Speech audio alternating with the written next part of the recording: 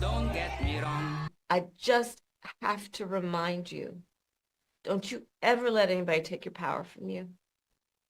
You have the same power that you did before November 5th.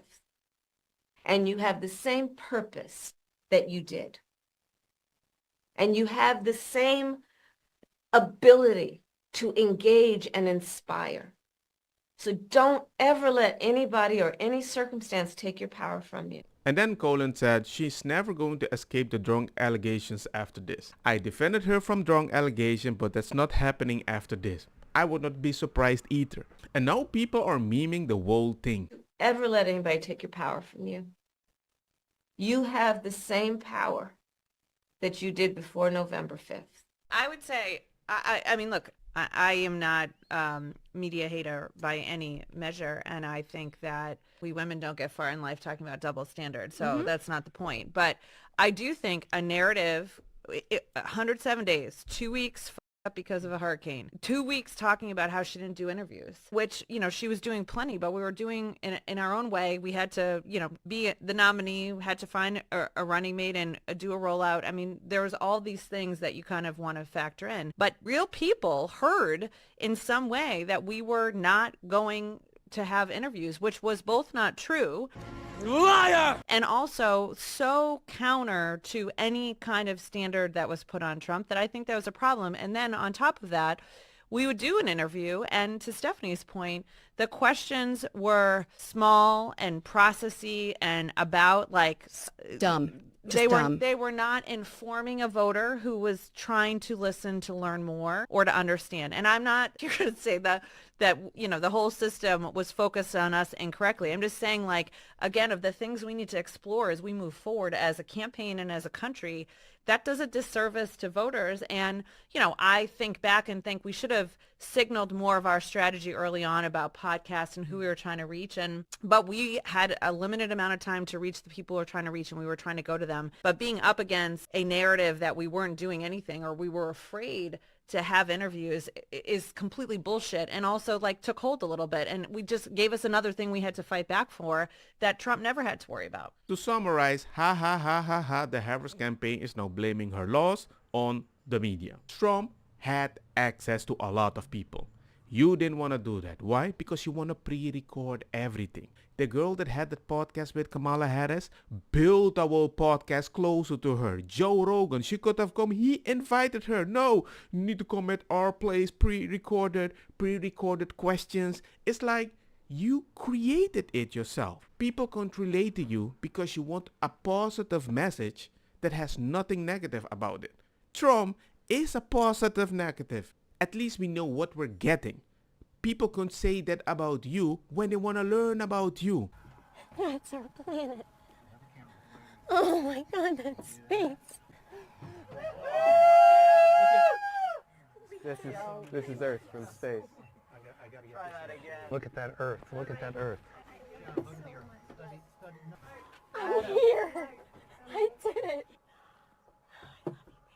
Guys, look. Hey, there you go. We're in space right now. Oh my goodness. Oh my goodness. Jeff Bezos' Blue Origin forced to delete a video of engineer Emily Calandrelli in space after trolls started making sexist comments about her. Calandrelli became the 100th woman in space, and she says she brought to tears by trolls. Calandrelli said she started crying on her way back home after the mission because trolls sexualized her voice and made misogynist comments about her. Oh my God, that's space. With all due respect, without the image, if I only heard the voice, We're in space right now. Oh my goodness. Oh my goodness. I would not be surprised. I might think that. And the fact that most geeky person would be online watching something about space than any random person or a grandma or grandpa, yeah, you're gonna find a bunch of lonely men looking at that and make some wild comment because that's the only thing they can do in the safe space sometimes. Instead of being on cloud 9, I'm crying in my seat, staring out at the window because of course this happened. Of course I should have expected this. I mean, you're in space. You're in space. You have a unique voice. Why is that so important? Because some dumb kid or person on the internet thought that about you. I'm like, don't let that take that away from you. You're in space. But I refuse to give time to small men on the internet. You already did it. I know, man. I don't understand how people can be focused so much on emotion, which is not a bad thing, but it's so distracting on your achievement. I meant it when I said that I will do everything in my power to help this administration. And that is why I'm announcing our offer has been extended beyond this property. At this time, I'd like to bring up Jocelyn Nungari's mom, Alexis, and grandmother Jacqueline. Please help me welcome them. So we have an exciting announcement. The new project that the General Land Office is going to embark in that I have created is the Jocelyn Initiative, in which we will locate appropriate land under my jurisdiction to lease for the construction of violent criminal deportation facilities. My office has identified several of our properties and is standing by ready to make this happen on day one of the Trump presidency.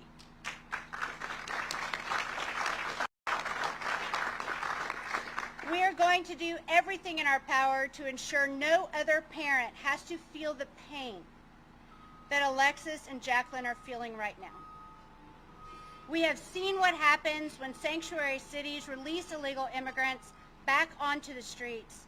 The monsters who took the life of Jocelyn have been caught in El Paso, but were soon let out and made their way to Houston and committed an unspeakable crime. Another example is the tragic case of Laken Riley, whose murderers have been arrested multiple times, including for endangering a child. Time and time again, he was released and went on to rape and murder another American daughter. This stops now. The Jocelyn Initiative, that's perfect. Great way to honor her name. I think so too.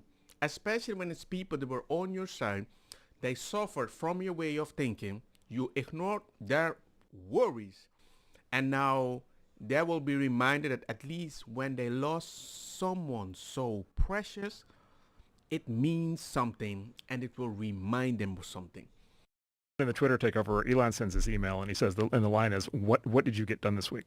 Whoa. What did you get done this week?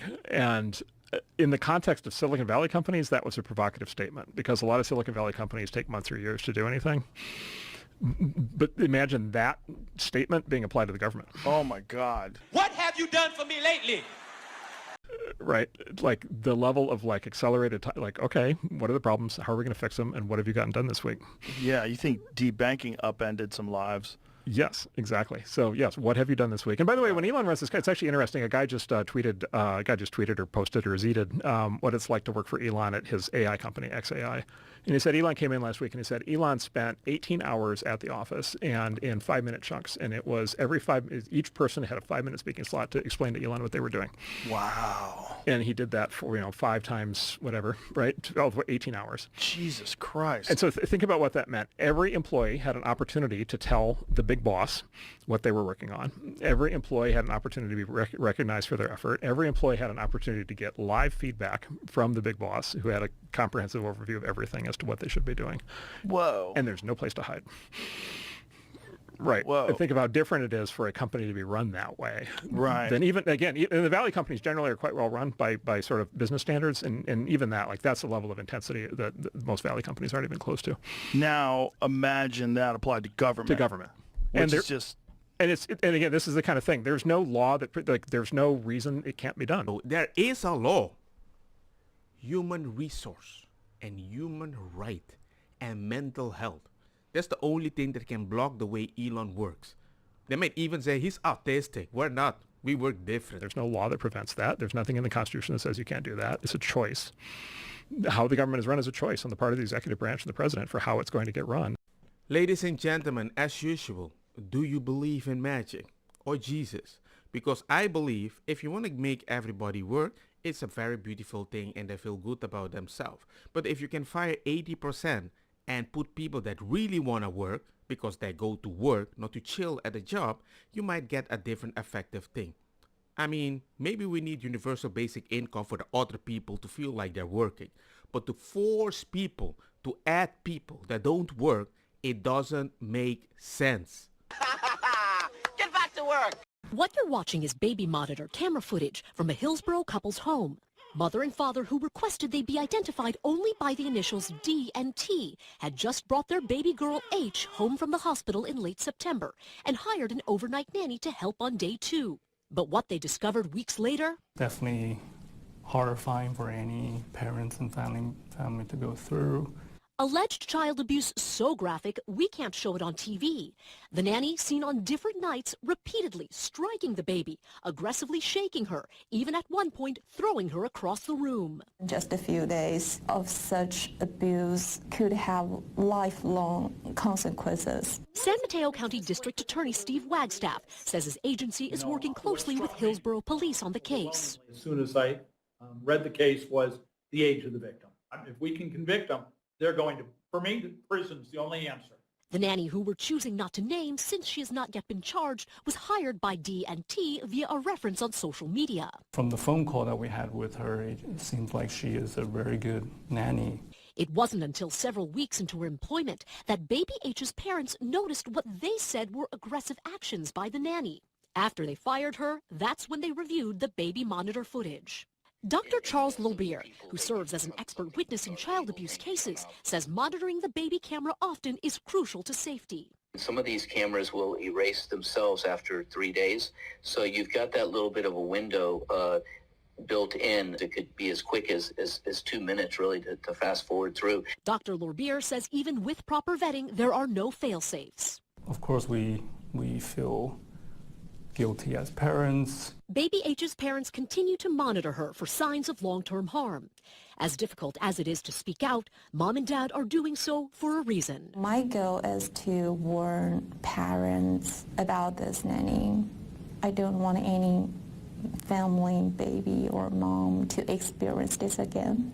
In San Francisco, Dion Lim, ABC 7 News. Ladies and gentlemen, I'm not victim blaming. This person has to go to jail no matter what. But I'm still surprised that within 2 days popping maybe your first baby, the most sensitive thing, you want to leave it to a random person? And you install a camera to watch the person, and within a few days, it will delete the footage? I would check that 24/7. I would check that live. I don't know, man. Maybe I'm a protective father, but it just doesn't make any sense to me. No fingerprints on file for them. We have no photographs on file for them. We have no prior criminal history on them. They swap out their IDs. We have no way of tracking or knowing who they are when they enter the country. The NYPD's chief of detectives says undocumented criminals as young as 11 years old are carrying out retail robberies and committing crimes on scooters, snatching people's jewelry, watches, and cell phones at gunpoint and knife point. Over 300 incidents last year, more than 800 so far this year. They've brazenly shot at police officers too. When we do make arrests and we're able to charge them on 4, 5, 6 incidents, when they go before a judge in New York City and their arrest record is run, they show no prior criminal history. They're released on their own recognizance, they're not offered bail, and they're released back into the public. Some migrant mothers we spoke to say they fear their boys will be forced into the world of crime. People have warned us to be careful with the child because they are recruiting younger children. It worries me a lot. Arada Piera and her 11-year-old son Dylan live in a Manhattan migrant shelter. They arrived from Colombia. Ladies and gentlemen, this reminds me of crime back in the day. It's so normal. We're progressing, but inside we're regressing. Because the same people that are traveling to America are traveling with these kids. Venezuela, mamá. Venezuela. ¿Sí? ¿Qué tantos años tienes? ¿2 años? ¿No vienes con tu mamá y tu papá? ¿No? ¿Venezuela? ¿Para dónde vas, mamá? ¿Dónde están? ¿Estados Unidos? Okay. I just find it wild that certain people approve of what this kid is doing, and that's why we need to help the kid come over when they're traveling alone with special people. Look at where we are today, significantly higher, plus 18 points. That's 17 points higher on the presidential transition net approval rating. The bottom line is this. If 8 years ago Americans were lukewarm on Donald Trump, At this particular point, they're giving him much more the benefit of the doubt. A lot more Americans are in love with this transition. This much more meets the historical norm. People want accountability and less emotion because you prove to them with emotion there isn't accountability. Even your expert says that. Ladies and gentlemen, bad words incoming. Hide your kids because the message has to be clear. And let me tell you another huge error, huge fucking error this made, is when people said campaigns need to reflect progressive values. No, they don't. No, they don't. Campaigns are authoritarian by their nature.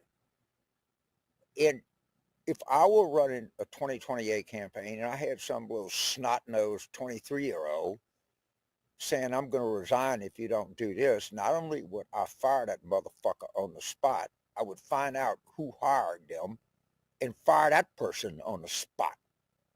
I'm really not interested in your uninformed, stupid, jackass opinion as to whether you go on Joe Rogan or not. And there were people that worked in the White House that were protesting because they didn't like the president's policy in Gaza. Well, then get the fuck out of the White House. I'll be honest, this is the first Democrat that I heard speak, and I'm like, I might actually vote for this person. Don't get me wrong, makosa kita bong. Put the fire na mi blonde, kush hash, purple skunk, criollo, colombici, jam jam, durlo, que ta verdetta, welcome.